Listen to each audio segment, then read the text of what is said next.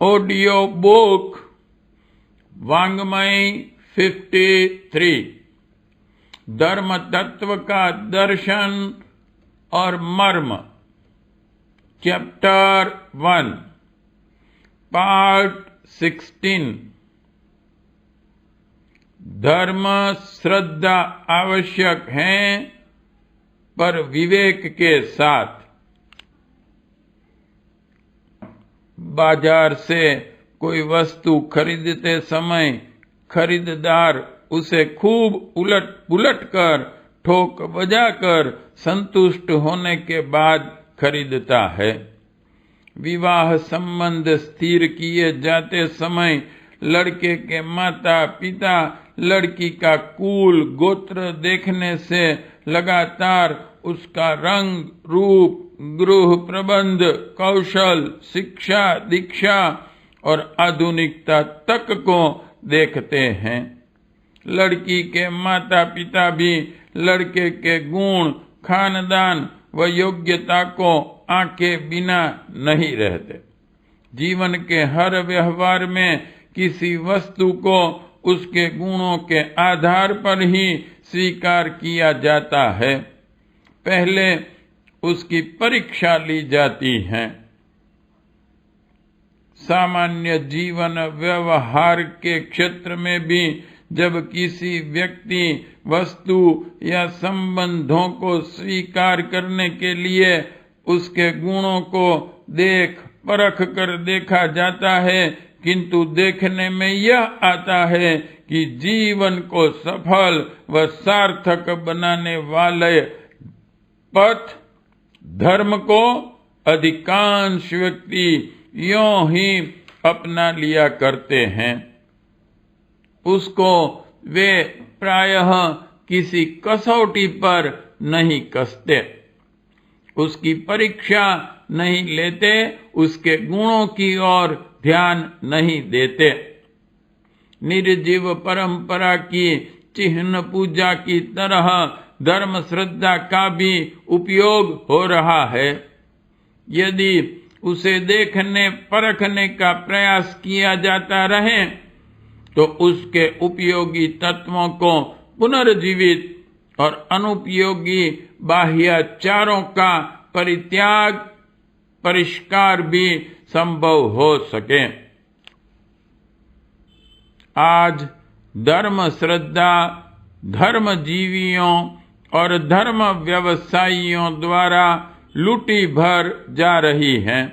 धर्म सत्ता सामाजिक पुनरुत्थान का नहीं बंधन का कारण इसलिए बनती जा रही है कि लोगों ने धर्म को देख परख कर स्वीकारना छोड़ दिया है। धार्मिक हो जाना ही पर्याप्त नहीं है। धर्म के साथ श्रद्धा भावना जोड़ लेना ही पर्याप्त नहीं है। उसके साथ ही यह देखना भी परम आवश्यक है कि वह धर्म देश समाज और विश्व के मंगल का पथ और उसमें हमारी उपयुक्त भूमिका प्रस्तुत करता है या नहीं। उसकी उपयोगिता का ह्रास उसे विकृत करके तो स्वार्थी जनों ने नहीं कर दिया। किसी भी धर्म की सभी बातों को इसलिए नहीं मान लिया जाना चाहिए कि वह सबसे पुराना है। यह धर्म की कोई उपयुक्त और युक्ति युक्त कसौटी नहीं है। पुराना होना प्रामाणिकता और पात्रता की कसौटी नहीं हो सकती। जो पुराना है वह सच्चा है ऐसा मान लेना उचित नहीं। कई पुराने भवनों को गिरा देना पड़ता है क्योंकि अब वे आश्रय देने के स्थान पर कभी भी ढहकर प्राणों का भी संकट उपस्थित कर सकते हैं। पुराने वस्त्रों को इसी तरह त्याग देना पड़ता है क्योंकि वे अब शरीर की आतपशित से रक्षा करने में समर्थ नहीं है। नई से नई बात को यदि धर्म के सिद्धांतों में इसलिए स्थान नहीं दिया जाए कि वह पुरानी नहीं है, तो इस द्विकीयानुसीपन को धर्म की कसौटी कैसे कहा जा सकता है? नए से नया प्रवर्तन यदि तर्क की कसौटी पर खरा उतरता है तो उसके लिए धर्म के द्वार खुले होने चाहिए। यदि उसके लिए धर्म प्रसाद के द्वार नहीं खुलते तो वह कसौटी पर खरा नहीं उतरता। वह समय के साथ बदलना चाहता है। किसी भी धर्म की सब बातों को इसलिए मान लेना भी कि वह सबसे नया है, यह भी कोई सही कसौटी नहीं होती। हो सकता है काल की परीक्षा में वह खरा न उतरे, हो सकता है उसमें पुरातन उपयोगी और आवश्यक तत्वों को सम्मिलित ही नहीं किया गया हो। यहाँ यह बता देना आवश्यक है कि मनुष्य का कोई धर्म हो सकता है तो वह मानव धर्म है। हिंदू, मुसलमान, सिख, ईसाई, जैन, बौद्ध, पारसी आदि धर्मों में वही मानव धर्म आंशिक रूपों में विद्यमान है। उनमें निहित शाश्वत मानवीय सिद्धांत ही सनातन है।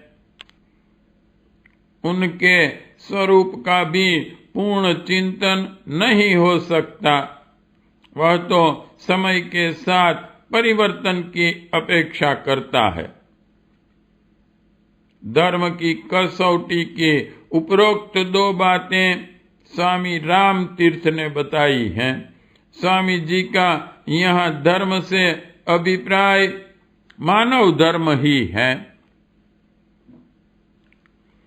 धर्म की जो साधारण व्याख्या की गई है वह व्याख्या धारणस्य धर्म विज्ञाति, धारणा से धर्म है, यानी जिस चीज के कारण, जिस शक्ति के कारण, जिस व्यवस्था के कारण मानवता टिके वह धर्म है, मानव का। आज धर्म शब्द के कई जगह अर्थ के अनर्थ भी हो गए हैं। बहुत बार तो धर्म के अंतर्गत वे चीजें भी लागू कर दी गई हैं जो धर्म के अंतर्गत नहीं आती। धर्म एक व्यापक शब्द होते हुए भी जो उसकी छोटी छोटी चीजें हैं, छोटे छोटे अंग हैं, उन्हीं को लोग धर्म समझने लगे हैं। मंदिर, मस्जिद या गिरजा घर में जाना धर्म का एक अंग है, पर यही धर्म है ऐसी बात नहीं। धर्म को कसौटी पर कसने का उद्देश्य यही है कि धर्म की आत्मा, उसके शाश्वत सिद्धांत और उसके कलेवर व्यावहारिक रूप का सच्चा सम्मिलन हो सके। किसी एक पक्ष को उपेक्षित नहीं रहने दिया जाए। ऐसा होने पर ही हम धर्म श्रद्धा का सच्चा लाभ उठा सकेंगे और उसको सार्थक भी कर सकेंगे। स्वामी राम तीर्थ ने कहा है, किसी धर्म को इस आधार पर मत मान लो कि मानव समाज का बहुत बड़ा वर्ग उसमें विश्वास करता दिखता है, क्योंकि मानव समाज का बहुत बड़ा हिस्सा तो दरअसल शैतान के सिद्धांत में विश्वास रखता है, अज्ञान के धर्म में विश्वास करता है। एक जमाना था जब मानव समाज का बहुत बड़ा हिस्सा गुलामी में विश्वास करता था, मगर यह तो इसका प्रमाण नहीं कि गुलामी की प्रथा उचित थी। वेदांत के प्रकांड पंडित और धर्म के ज्ञाता स्वामी जी का यह कथन इस बात की ओर संकेत है कि प्रचलित धर्म के व्यावहारिक स्वरूप में समय समय पर जो सुधार होने चाहिए वे तभी संभव हो सकेंगे जबकि व्यक्ति भीड़ के साथ चलने की वृत्ति छोड़कर विवेक को महत्व दें। बहुसंख्यक व्यक्ति तो उसी पथ पर चलते हैं जो प्रचलित हैं, किंतु समय के साथ उसमें परिवर्तन तो विवेकी जन ही कर सकते हैं। अतः धर्म की उन सब बातों को इसलिए ही स्वीकार नहीं कर लिया जाए कि उसे बहुसंख्यक लोग मानते हैं।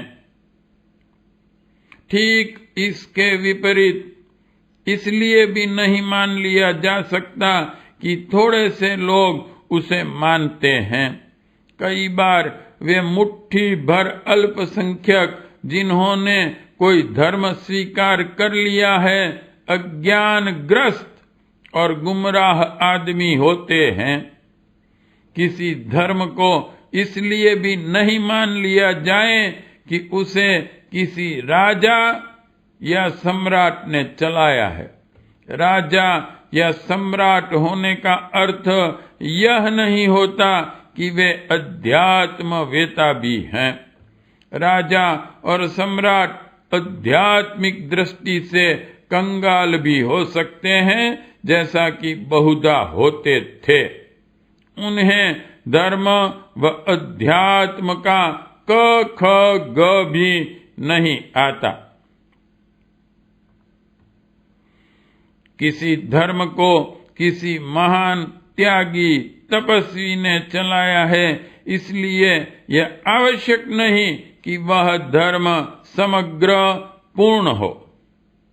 देखने में आता है कि सर्वस्व त्यागी तपस्वी भी कठमुल्ला हो सकते हैं। त्यागी और तपस्वी होना ही धर्म स्थापना का उपयुक्त पात्रत्व नहीं होता। ऐसे कठमुल्लाओं द्वारा चलाया गया धर्म न होकर अधर्म के पथ का पोषक भी हो सकता है। अत्यधिक उच्च चरित्र वाले व्यक्ति ने कोई धर्म चलाया है, इसलिए उसे मान लेना चाहिए, यह भी धर्म की कोई युक्ति युक्त कसौटी नहीं हो सकती। बहुत शानदार चरित्र वाले व्यक्ति भी कई बार सत्य का सही निरूपण करने में असमर्थ रहे हैं। किसी की पाचन शक्ति तेज है तो इसका अर्थ यह नहीं कि उसे पाचन क्रिया का पूरा पूरा ज्ञान होगा। हो सकता है उसे पाचन क्रिया का क ख ग भी ज्ञान नहीं हो। ऐसा भी तो होता है, कई सुंदरतम कलाकृतियां ऐसे लोगों ने रची हैं जो स्वयं अत्यंत कुरूप है। कुरूप व्यक्ति भी सुंदर सत्यों का प्रचार कर सकते हैं। सुकरात ऐसे ही व्यक्ति थे। सुंदर व्यक्ति सुंदरता का ही सृजन करें, चरित्रवान व्यक्ति चरित्रवान बनने का ही पथ प्रदर्शन करें, यह आवश्यक नहीं। अतः उच्च चरित्र के व्यक्ति द्वारा स्थापित धर्म की सभी बातें मान लेने योग्य हैं, यह भी धर्म की कसौटी नहीं बनती। किसी बहुत प्रसिद्ध व्यक्ति द्वारा चलाया गया धर्म आंख मूंद कर मान लिया जाना भी कोई अच्छी बात नहीं है। प्रसिद्धि के साथ सत्य का जुड़ा होना भी आवश्यक नहीं है। सर आइजैक न्यूटन बहुत प्रसिद्ध आदमी था, फिर भी प्रकाश के उत्सर्जन का उसका सिद्धांत गलत हो गया था। धर्म के नाम पर प्रचलित सब चीजें धर्म ही हों यह आवश्यक नहीं है।